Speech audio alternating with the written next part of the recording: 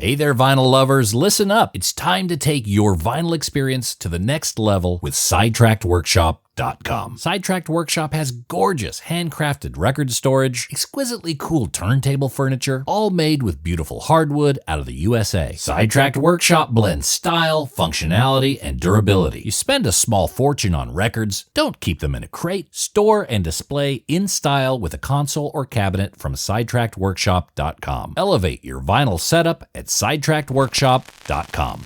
And now, on with the show.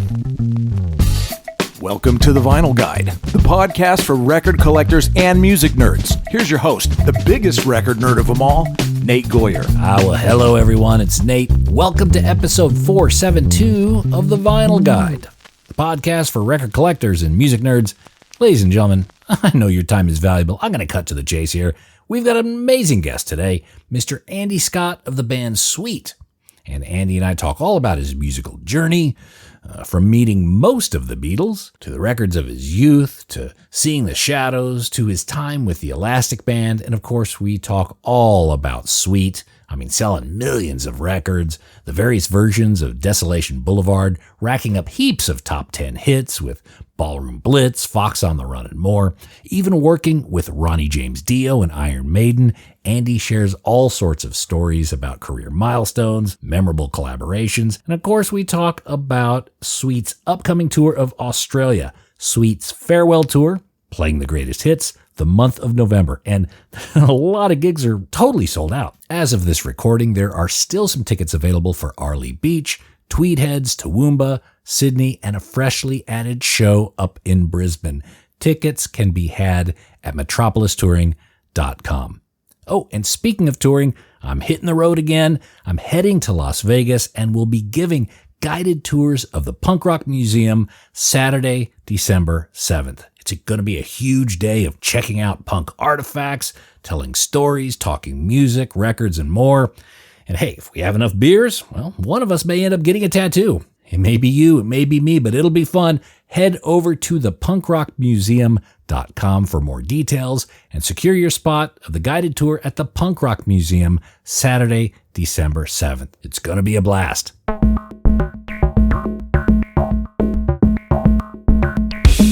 All right, well, I told you I was going to be quick today. Let's get into our conversation with Mr. Andy Scott of Sweet. How you doing, Andy? Well, I don't know. You got more gold discs on your wall than I have. Oh, well, yeah. I didn't play on these. I was a fly on the wall to working as an engineer, and then I'm not the creative type. Yeah, I'm the but a fly on the wall is good, and I'd love to have been a fly on the wall with the Beatles back in the 60s. Oh, well, have you ever seen the Beatles? Did you ever have a moment with a Beatle? I met everybody except George. Okay. For some reason, we went to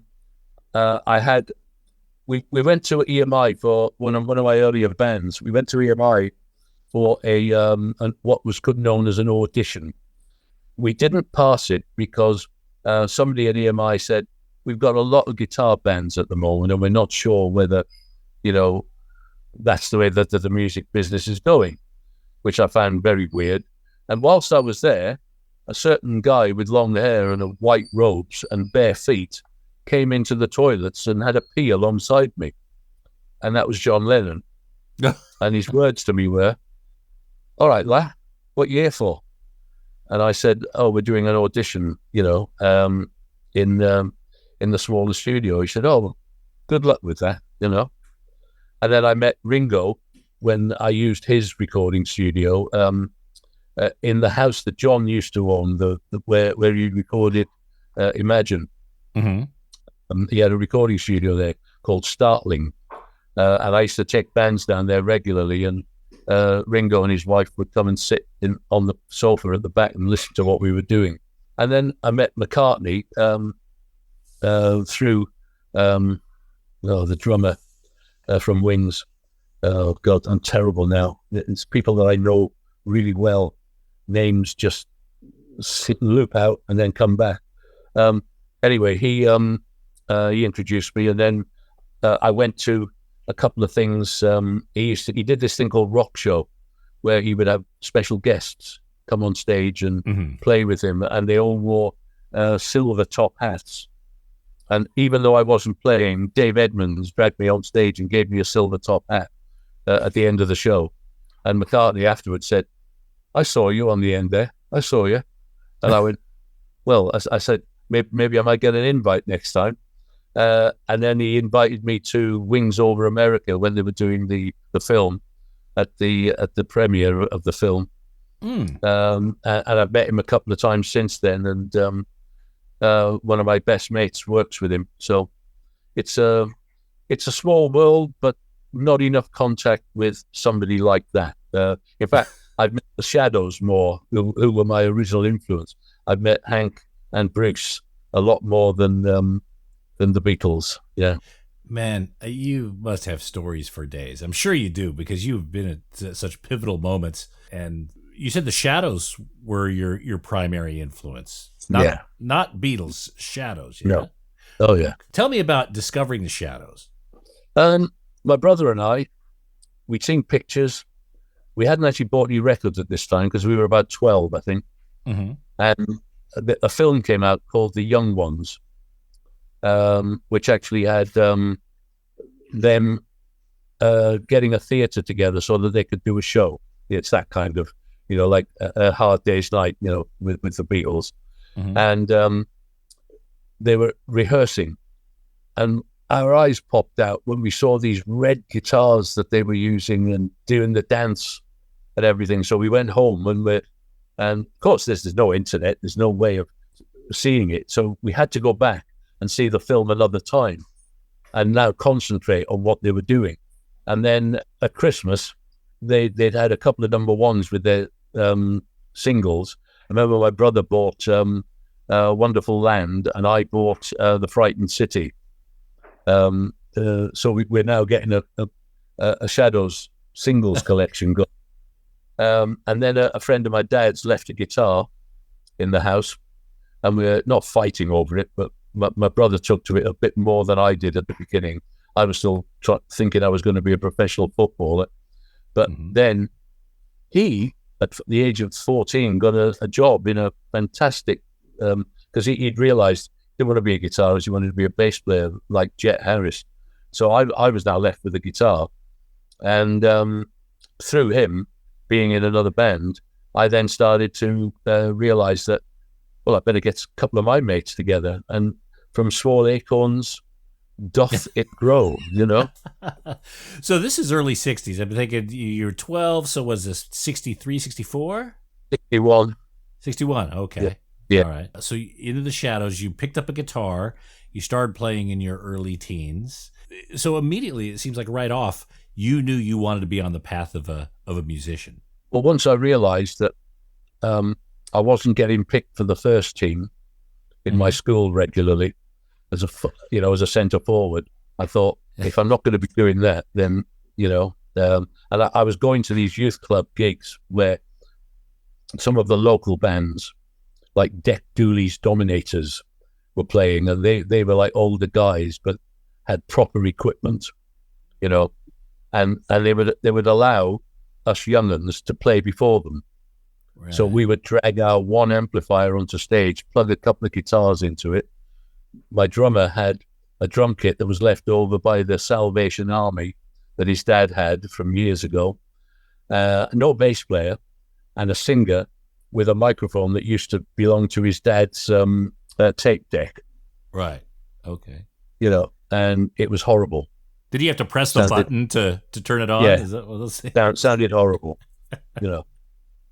Well, you got to work with what you got. But this is Wales. So, what was the first kind of big gig you saw? Did you get a lot of live bands up there? Yeah, we had quite a few bands come to Wrexham, and my brother, because he got into this band that was getting well known, the Searchers came to Wrexham and played a cinema that is no longer there. It's a derelict place that's being refurbished right now in Wrexham. You may have heard of Wrexham because of the Hollywood actors who bought the football club. Oh, no? Okay, yeah, that's the Ryan Reynolds and the guy from Philadelphia. Yeah, Always Sunny in Philadelphia. Yeah. Yeah, Rob McCartney. Yeah. So they came to Wrexham. They had a guy called Freddie Starr supporting, and my brother's band was the opening act. And that probably was the first, that was in 1964. That was probably the first real major band that I'd seen play live. There was an opportunity to go and see the Silver Beatles before that in 1962, but we were too young. We wanted to go. And my dad said, I'm sorry, but you're not going to the outskirts of Liverpool to see a band, no matter who's taking you. So we were like a bit disappointed, especially when they became the Beatles. And the next big thing that I saw was the Walker Brothers with a pile of other bands, including The Who, on a package tour in Liverpool. And that was the beginning of 1965, sorry. So just with the Silver Beatles, did you know about the Silver Beatles? Because no. It was just a band that you said, looks interesting. Yeah. They'd won something in Liverpool as like the best newcomers band. And I think they were playing with a band that we really liked, which was the Big Three. It was a band called the Big Three in Liverpool. And it was the Big Three and the Silver Beatles and another band playing in this venue on the outskirts, Litherland Ballroom. And one of my schoolmates was going. I was 13.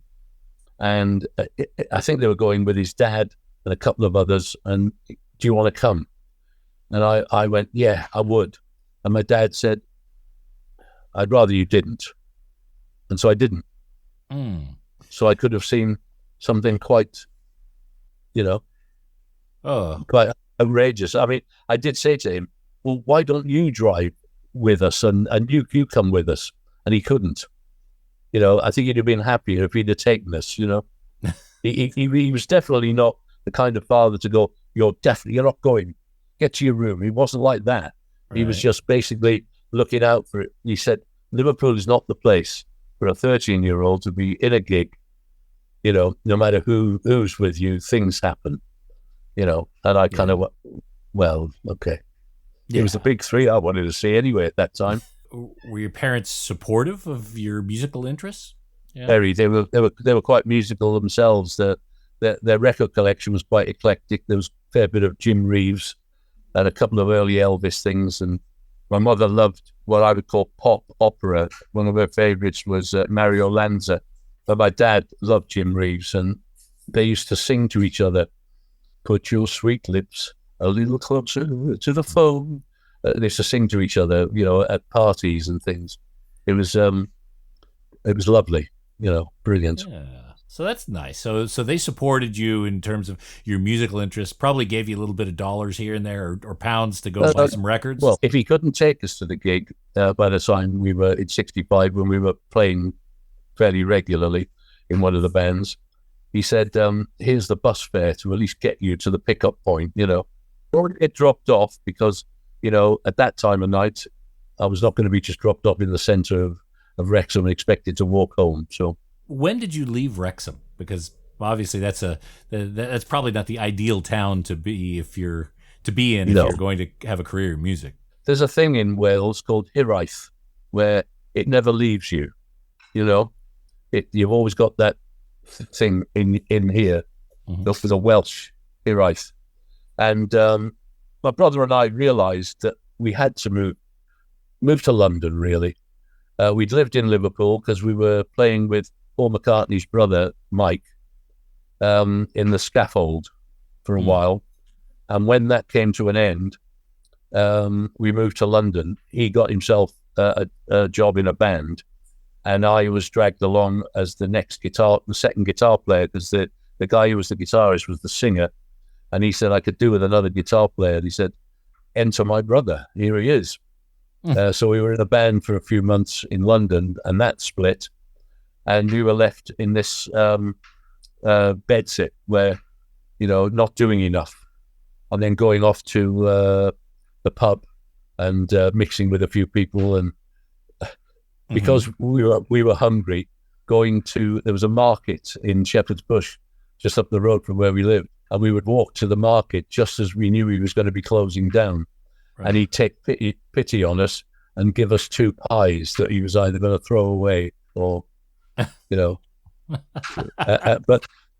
But without that, you know, how can you explain to somebody that, you know, it's all been worth it? You know, it's very difficult to tell people that you were willing to get in the back of a van and possibly sleep in it. You know, you try telling bands today, the first thing they're talking about is, have I got in-ears or is it monitoring tonight? You know, monitors? What are you talking about? You know? Yeah, I mean, they barely had PAs back when you were starting out, I think. Yeah. Have I got a spare string? You know? So your brother and you were in a band, I think earlier. Your brother Mike, right? Yeah. You formed the Elastic Band. Was that? Yeah. Okay. Yeah. Tell me about that, the formation of that. We'd been in a band called the Silverstones, which had 2 sax players. We knew that these people were, the 2 sax guys were a bit older, and me and the singer and the drummer at that time were looking to maybe try something different. Because we'd won this, it's almost like Britain's Got Talent or, you know, Australia's Got Talent, that kind of a show. We'd won one of those shows. It was called Opportunity Knocks. And we won it 5 times. We were signed up by a big agency in Manchester. They were starting to give us some really good gigs. And then this one gig popped up at the beginning of 1967 where we supported Jimi Hendrix in Manchester. And he just released the single, Hey Joe. And I'm stood on the side of the stage. I could have almost tuned his guitar for it. And I looked at my singer and the drummer, but we were all stood on the side of the stage, and I went, I think that this is where we need to be going, because banging out, we were quite a heavy soul band, you know, with you know, a little bit more stacks than Tamla Motown, you know, and we had a big meeting. We went back and we spoke to the mother and father who were the managers of the band, of the singer, and said, we need to change things here. And they saw it completely, because we were going to gigs in like 3 cars, because, you know, 2 estate cars and another car, because there were so many of us. And she saw it as a logistics thing. We saw it as a musical thing. So we had a big meeting, and the 2 sax players weren't very happy, but they did own up and say, well, we're never going to turn professional. And me and the singer and the drummer were a lot younger than them. And it was a matter of how can we do this? So we basically said, well, we'll continue until that point, and then we'll move on. Well, when we got to that point, they definitely left, and so did the keyboard player. Luckily, the singer could play Hammond organ and flute, and we got my brother in as the bass player, and we started to rehearse, and we carried on fulfilling gigs as the Silverstones, but we're now the Elastic Band, playing much more progressive, but still bringing in a couple of the old soul songs that we could still play as a full piece. And then we got a gig in the Bahamas. We flew into Miami and went out to the Bahamas. This proved to be a genius move, because we were in a club for 2 months playing 3 sets a night, almost like stepping backwards. But we wrote, and we had a place where we could record some demos, and playing. We learned so much new material, and the look of the band. We came back looking like the Grateful Dead, I suppose, by comparison. You know, with beards and longer hair and hippie pants. And sure. You're probably very unkept, but the musical experience you had must have been phenomenal from that. Yeah. Well, the first thing that happened when we got back was the mum and dad, who were the managers, basically told us all to go and get a decent, keep the long hair, but have it cut a little bit, and let's start dressing with a little bit more aplomb. So we started to wear like fringe jackets and things that were a little bit more accessible. A trip down to London to Carnaby Street, got us the right shirts and things like that. And all of a sudden, we're kind of on our way. And we started to do BBC TV late night shows, and it was great. It's such a shame that the singer, we did some gigs with The Love Affair, and you could see things weren't right there, and Steve Ellis was not happy, and he left, and they poached our lead singer, and he went. Oh. I was amazed. I went, what's he doing? What's he doing joining a band that's probably never going to have another hit? And they didn't. And what that did was that pushed my brother and I into the Scaffold, because we met there, somehow we met their musical director, the keyboard player, who said, we're looking for exactly what you are, guitar, bass and drums. And Mike had seen us on one of these late night TV shows, and he said, that's ideal, because he said, I want to start recording some stuff on his own. So we went into the studio with him and recorded some quite progressive, harder sounding tracks with him as the singer. And as I say, he did say, this is not going to be forever, but he said, and I really enjoyed that experience, because it taught us so much about stagecraft and stuff like that. Right. That's the Scaffold. So Mike McCartney, this is Paul's brother, right? Okay. Yeah. Do those recordings exist somewhere? Yeah. I'm trying to remember whether I've actually got them anywhere. I remember going through this a while back. I'll tell you, now you've mentioned it to me, I'm going to get a friend of mine who deals with Mike still to contact him and say, does he have those demos still? Because if he does, I would really like a copy for my own amusement, Yeah. Give it a listen, see what you were up to all those years ago. So the Elastic Band was signed to Decca, right? Yeah. And you put out a couple of singles. I think Do Unto Others and Think of You, Baby, I believe. I thought Think of You, Baby was going to be a hit. It got played off the air on daytime BBC, Was that the first time you were on record? We'd done something with the Silverstones, with the guitar player from Herman's Hermits. He produced a couple of tracks with us, but they never got released. And he was being guided by Mickey Most. Right. And if they didn't get released, then Mickey had obviously gone, nah, sorry, mate. Okay. So the first time you're aware you made it to record was with Elastic Band. Okay. Exactly. Yeah. All right. And that was on Decca. So you guys did the one album. That band dissolved. Was there ever a thought of a second Elastic Band album? Well, if we'd have stayed together, there would have definitely been a second album, because of the albums that were released, what they did was they formed this new label called Nova, which had 9 new acts, and they released all of the albums from the 9 new acts in one hit. Boom. Nova Records released these. And out of the 9, the Elastic Band album did the best. Okay. So we knew that there was going to be another album. We thought about getting another singer, but it was at that point where, as I say, we met the guy from the Scaffold, and it was an obvious place to jump. Right. So here on the Vinyl Guide, we talk about vinyl records and collectibles and things like that. Do you know what the most collectible record of your career is?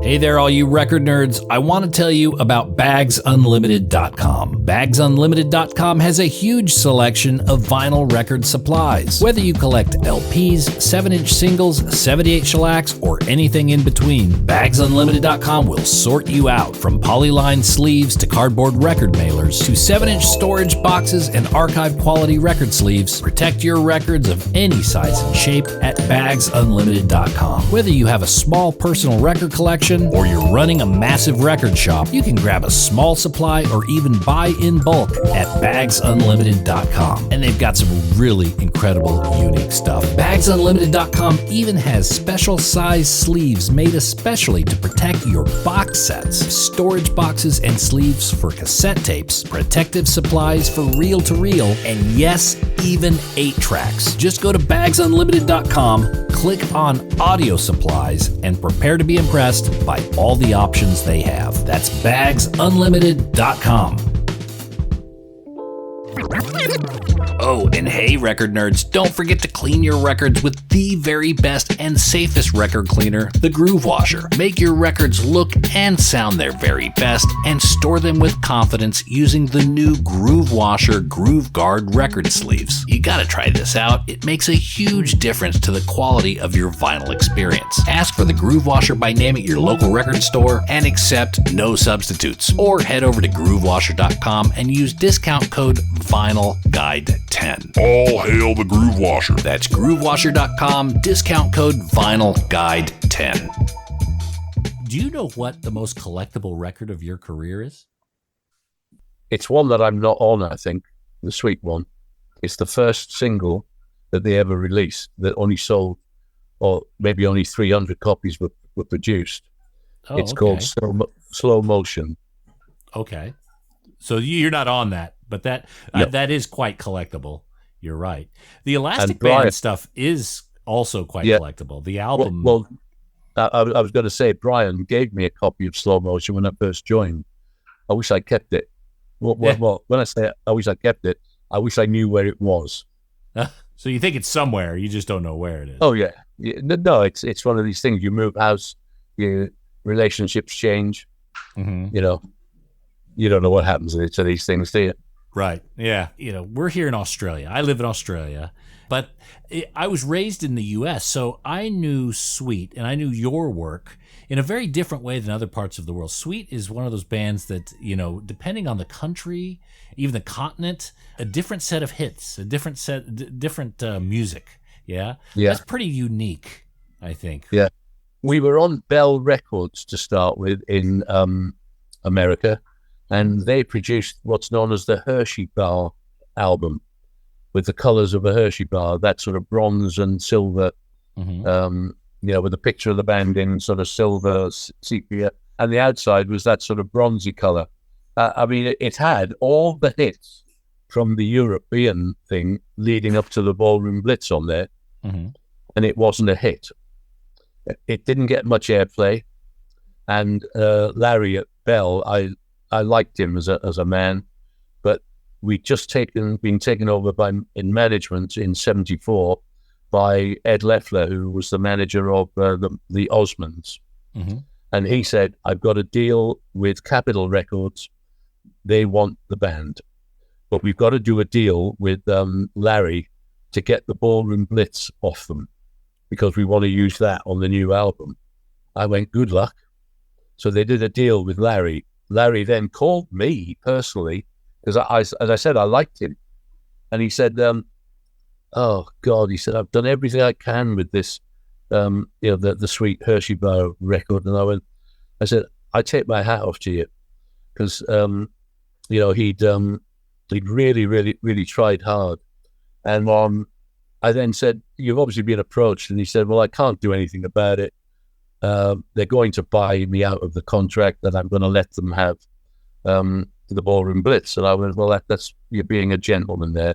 And of course, the very next month or two, the Ballroom Blitz went up the charts, and so did Fox on the Run.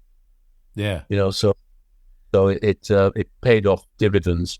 Capitol Records, I think, had a bit more clout, if you want, for want of a better word. Mm-hmm. And then we were on a headline tour straight into America, headlining with bands like Kansas, Cheap Trick. Bob Seger supported us in a couple of gigs. And then we went to Detroit, his hometown, and did 2 gigs at the big Kobe Arena with him as the support act. So it's a very...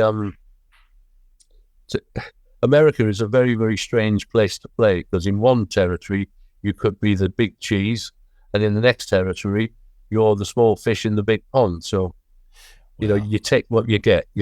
Up there in Detroit, Michigan, yeah, I think Bob Seger is royalty. So yeah, I could see where the bill would flip when you got there. Exactly.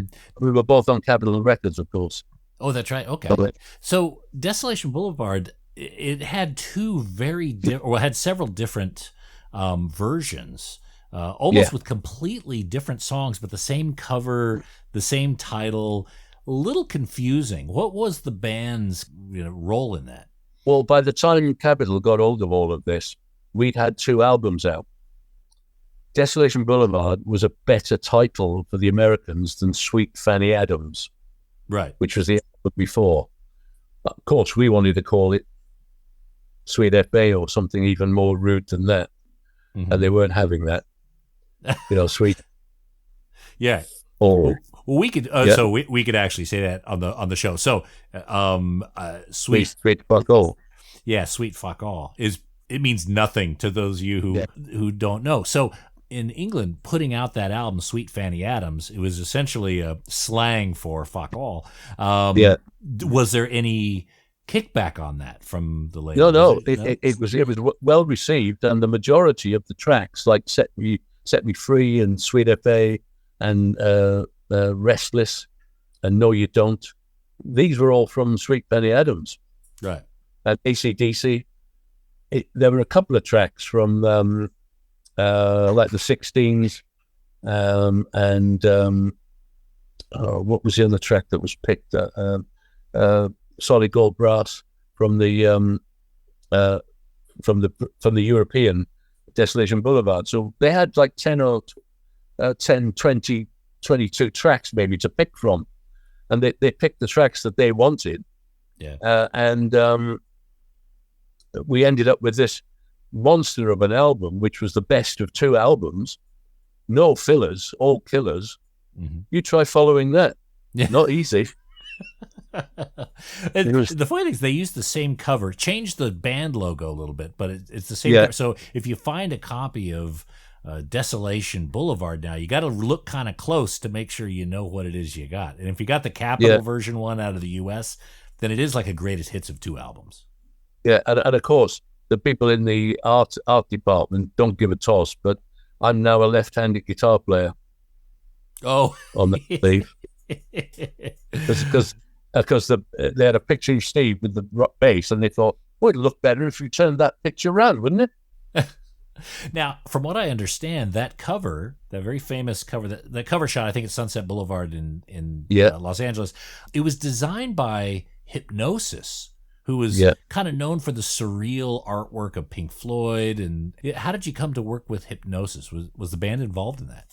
Well, I think it was one guy, and he was an American guy who kind of put us in touch. And it wasn't until we saw the final bit that, we didn't actually go and meet the people there. It was, we had this idea. Desolation Boulevard was a line out of the 16s, and it's about Mike Chapman's view of LA when he first arrived, that there was a high and a low of people, and he could see that the kids on the street, needed something, and then there's all these people with money, and on Desolation Boulevard they liked the faded light, and we thought we need a picture of the strip, a picture of the strip with the band as if we're standing there with the strip behind. That was the idea. And what they came up with was fantastic. But when you look down the strip, you can't see the sequence of shops and stuff because they edited it. Filthy McNally's is not where it is on our front cover. It's in a different place. But it was a magnificent put together sleeve, Now, Ballroom Blitz was a huge hit in the U.S. I remember having the 45 when I was young. Was it as big of a hit elsewhere in the world as it was in the U.S.? Yeah, it was. At that time, the UK had 2 charts. One was the BRMB chart, which was the British record, music business thing, which the BBC followed. And then there was another chart which had it was like a record store type chart that the NME, the New Musical Express, followed, and a couple of radio stations followed. So we were number one in that one, and number two in the BBC one. Mm-hmm. So technically, we were number one, number two, and it was a number one in virtually every European territory. I think it got in the top 5 in America. I think it was a number one in Australia and New Zealand and Japan. So, big hit. Wow. Now, not long after the album was released, Brian, the singer, Brian Conley, he was injured. His throat was messed up and he had to take some time off. As I understand, there were some potential singers that were considered for taking over that spot. Is that right? Not at that time. The stupidity was that Brian was starting to enjoy a sherbet, Mm-hmm. And this one night, he always used to have somebody with him. He had a flash Mercedes and he arrived at this pub club. That's the only way of describing it. It's not a nice place, lovely place, but it's somewhere you can get a drink after hours. And he arrived there, parked his car outside, went in. A couple of girls recognized him, went over and was chatting to him. Their boyfriends or the lads that knew them didn't like that. He went outside to find one of them dancing on his car, sitting on the roof and all that stuff. So he went to get him off, and then one of the other guys hit him from behind.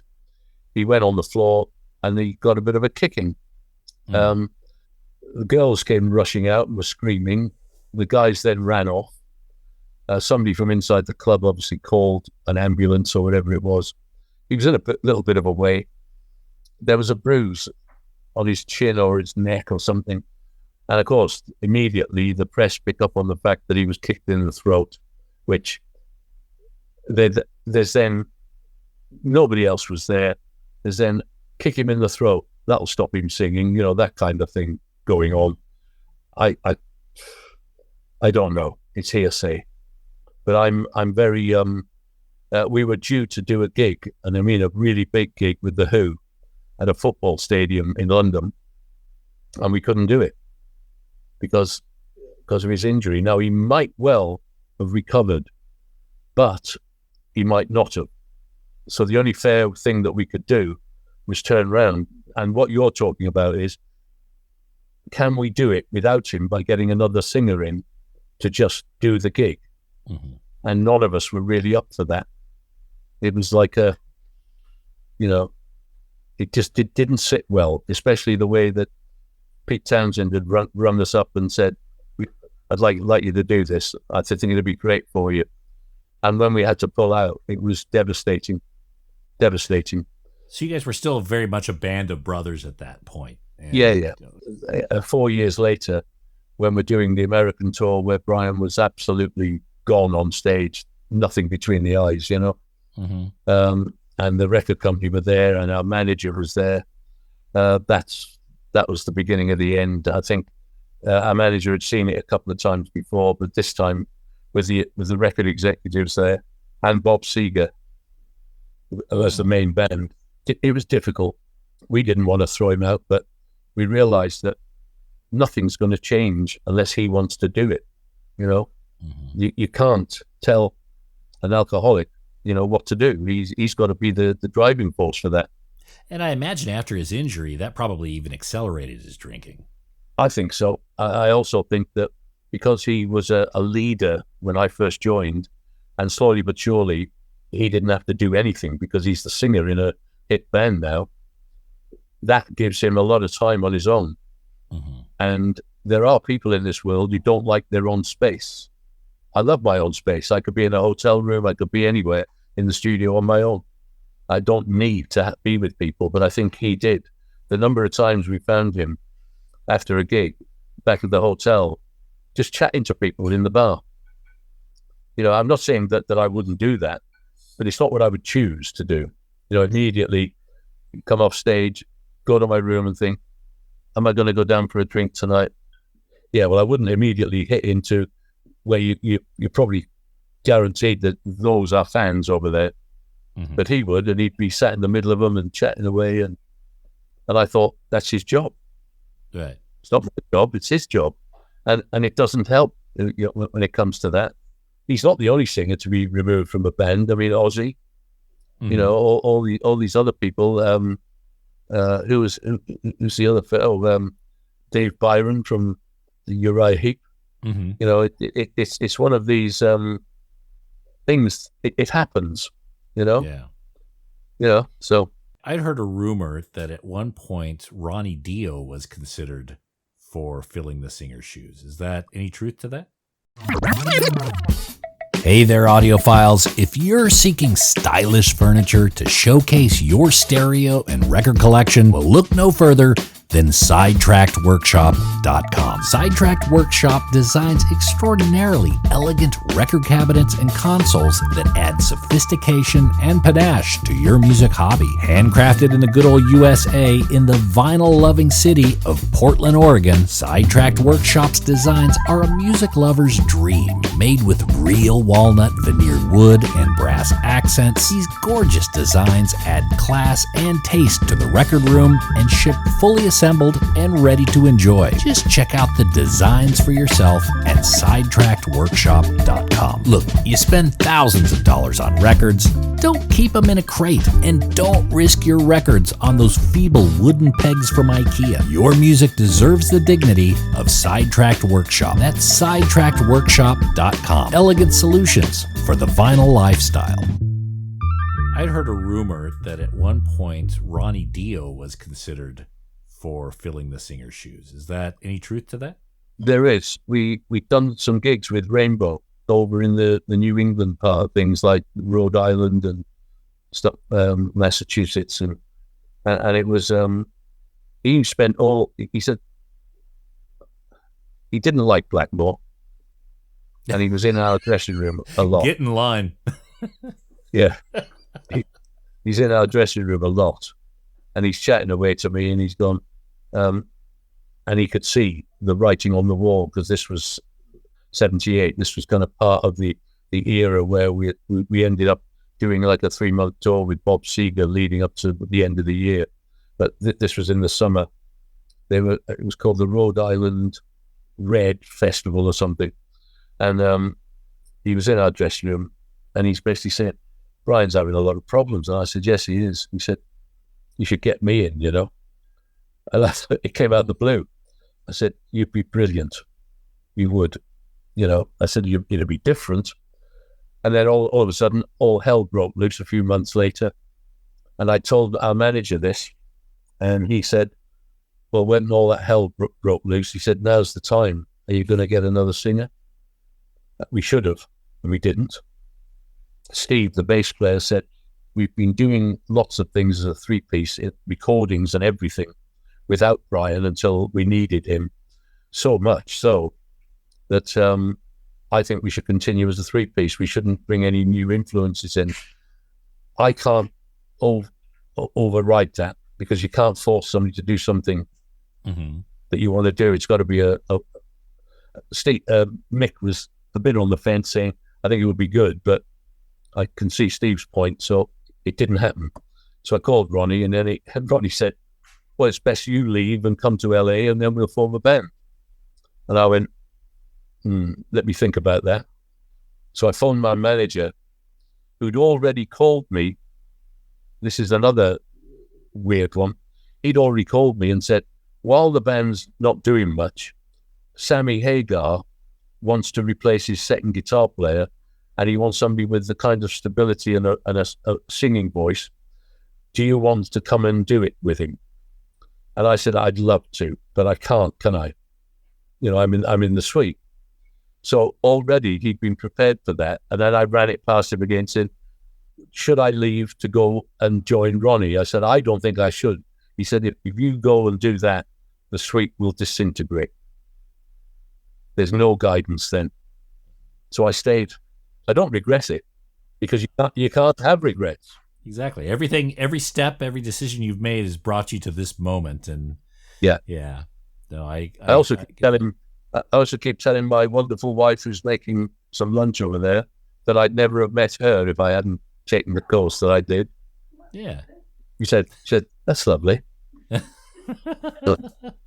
Absolutely. She said, it's only because you're hungry. Yeah. So the Sweet, it was always, and I still call it the Sweet, even though since 1972, I think it's just been Sweet. You drop the. Yeah. Sweet is such an influential group on so many genres of music, not just pop, but rock, new wave of British heavy metal. So formative in so many different, in that musical explosion. Did you have much exposure to punk when it was starting to form? What are your memories of the early punk scene in the UK? Well, Mick and I used to love it, and we went to see the Who played a gig in Brixton where they'd refurbished the Academy, and the Who were the first band to play there. And we got in this line to get in the VIP area, and who's in front of us but a couple of the Damned, Rat Scabies, and I think Captain Sensible and Rat has gone, oh, it's the Sweet, only I think you probably said it's the effing Sweet. And he came and chatted to us, and we were chatting away. And then Mick had a leather jacket on, and it's quite warm, so he took his jacket off, and he had this silk shirt on with kind of cowboy designs on it that was quite a very big sort of fashion item. And Rat looked at him and he went, oh, it's Roy Rogers, the cowboy. And Mick's laughing his head off. And then Mick said, how did it go with the Ballroom Blitz? Because they released the Ballroom Blitz as a cover. And he went, oh yeah, it was great. He said, he didn't play it right, Rat. And Rat went, oh, I play it like that. And it was, oh, not really. And Mick went, no, it has to be, it has to be like that. He said, yeah, I know. He said, but that's the way I played it. Right. And I thought to myself, this is great, being with people like this. I used to hang out in Camden because I lived just across the park from there. And I used to walk in and go to places like Dingwalls and the pubs because I was producing other bands at that time. And I bumped into like people who were eventually in the Pistols and things like that. And it was a kind of great era, you could see. I've got a wonderful story about Mick and I walking into who's a designer that Adrian Westwood. Vivian Westwood. Vivian Westwood. Yeah. Her shop with Malcolm McLaren in the King's Road in London. It was called Sex. Right. Yeah. Mick and I wandered in there one day, just looking for different clothes and looking at some zipped jeans and things like that, and thinking, and there were things with, what I thought were basically roller trousers. They had a little bit of tartan on them and hanging off them and stuff like that. But it was all a little bit odd. And they were up on, because it had like a few steps up to a back area where there was like a desk, and they were stood at the back and they were giggling. And I now realised they were giggling at me and Mick, two old glam rock people wandering into their shop, wandering about. And Mick was going to say something. And I said, no, leave it. It's fine. They're not laughing at us. And then the two of them went, good luck. All right. And I can't remember exactly what Mick said, but he gave them a bit of a mouthful, and they just carried on laughing. And so our experience was that we were laughed at by two of the most influential people in the punk movement, before it had even really got going. Even then, before we were 30, we were considered old. Of course. Yeah, because you need to make way for the youth. So no, I totally get that. I remember thinking when I was like, when I first joined Sweet at 20, and there were people, in the charts who were like 30. I remember thinking, I don't want to end up like that. And now I'd kill to end up like that, So with punk happening around the same era as the new wave of British heavy metal, Were you going to the shows? Were you seeing, Sex Pistols or Joy Division or early Iron Maiden? Were you seeing those? Well, I actually had Iron Maiden in the recording studio just before they released Running Free. They'd done a demo with somebody, and the drums were all over the place. The track went faster, slower, faster, slower. This and is they the came Soundhouse tapes, is it? The Soundhouse tapes? Was that the? I don't know. Okay. Anyway, they came to me and said, I was in the studio with another band, and my agent and their manager came to see me, and they were listening to what I was doing, and they said, "That's the drum sound we want. Can we get that on our tape?" And I said, "Do you have the master?" And he said, "Yes, we do." And I said, "Have you copied it?" He said, "No, we haven't." So I said, "Well, first of all, you need to get it copied, or better still, if we can get it re-recorded." And he said, "The only problem with this is we don't have the lead singer at the moment. He's done something, he strained something in his stomach and he can't sing." Now, I think this was a ploy. I don't think the singer knew they were coming into the studio with me, because after Running Free, they changed their singer. Oh. Ronnie, that they had Paul Diano. So this tape, at the time they were with Paul Day and then went to Paul Diano? No, Paul Day was in the suite for a little while. Paul Mario Day. Right. Okay. In the 80s. But no, this was Paul Diano who'd sung on the demo, and they wanted to keep it as it is and replace the drums, make the drums straight. I said, if you make the drums straight, the bass and guitars will be out of time. Right. I said, if you want a drummer to play and give me the tape and I can remix it and make the drums sound better. We can do it. And then, I think they were just looking to see if they could do something, but the singer wasn't there. And it now makes me suspicious that he didn't know anything about this. Okay.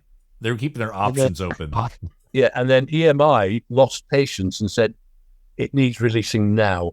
And they released the demo for Running Free, and it went in the charts.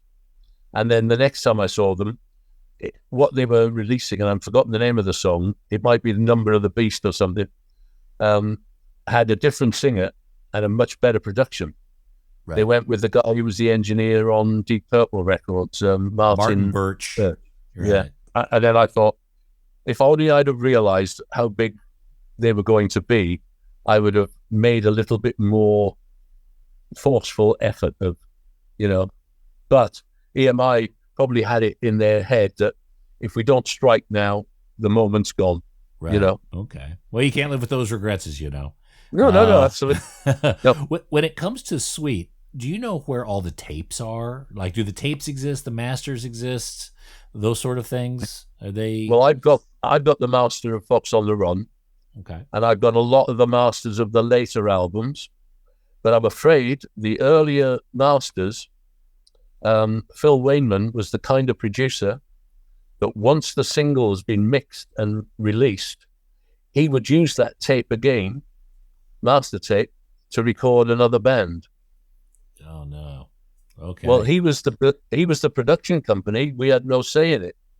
But everything that I've produced, masters of 24 track, 16 track, whatever it was, I have. Okay. Whenever there's a Sweet reissue, are you involved in it, or is there? Yeah. But now there are better people. I just let somebody who you've heard a remastering of something, and you say he's got to do it, and you go, great, send me a copy, and each time it sounds better because there's more frequencies that they're twiddling with, and it's just phenomenal now. In the past, it was like a cutting room. Mm-hmm. You have to wind that frequency down to boost that one. It wasn't should we say technological. Mm. I mean, I love the saying from Neil Young. Why are we allowing somebody to release CDs with less than our ears can hear? Yeah. When they first came out, they were only 21 or 22 frequencies that were being picked up realistically. And he said, and he then developed his own a system which had something like 73 frequencies that were in his. He said, if you want my material, you're going to have to buy it through me, and it'll sound better and sound more like vinyl. Because vinyl at that time did sound better. Mm-hmm. Now, I think what they've done with digital, they've somehow they've brought some of the warmth back, and you can tweak so much now in the digital domain. I was never a fan, but you have to be a fan because that's the standard now. Yeah, I still like listening to vinyl, and please don't take this the wrong way. It's a bit of a faff, getting the vinyl out and then making people shut up while you get it on the. So I keep those for my alone moments, and when we're up in the studio, when somebody sent me some new cuts of the vinyl, out comes the Technics deck. It's plugged into the desk, and off we go. Yeah. No, I get it, and it's a pain in the ass. Sometimes I'm on the couch listening to records. It's like, oh, I got to get up and flip it, but it's part of the. I think I like the routine. I like the ability to, because I think just the act of flipping the record almost resets you and gets you back into that mood. But it's having a thing that big to look at as well. Yeah, 100%. That. As you get older, what's that? Yeah, you need that big text, especially when somebody puts white on black or white on green, or red on black. You can't beat that, Well, Andy, Sweet is coming down to Australia. You guys are here from like the very beginning, the first week of November, all the way through the end, almost the whole month of November, going all over the place. Tweed Heads, Toowoomba, of course, Sydney, Adelaide's, and Melbourne. They're sold out already. I think Brisbane is as well. Even going over to Perth, that's going to make a lot of people very happy because Perth is always complaining about getting ignored on these tours, and so you guys are hitting that as well. MetropolisTouring.com is where you can look at the dates and the ticket links right there. And of course, you got the new album coming out, so I'll put those links in this episode page. Andy, we've only scratched the surface in terms of the Suite and your fascinating life. So I'd love to have another session another time. I'll let you get a meal right now, and then we will see you when you come down under, mate. Cheers, man. That's been great.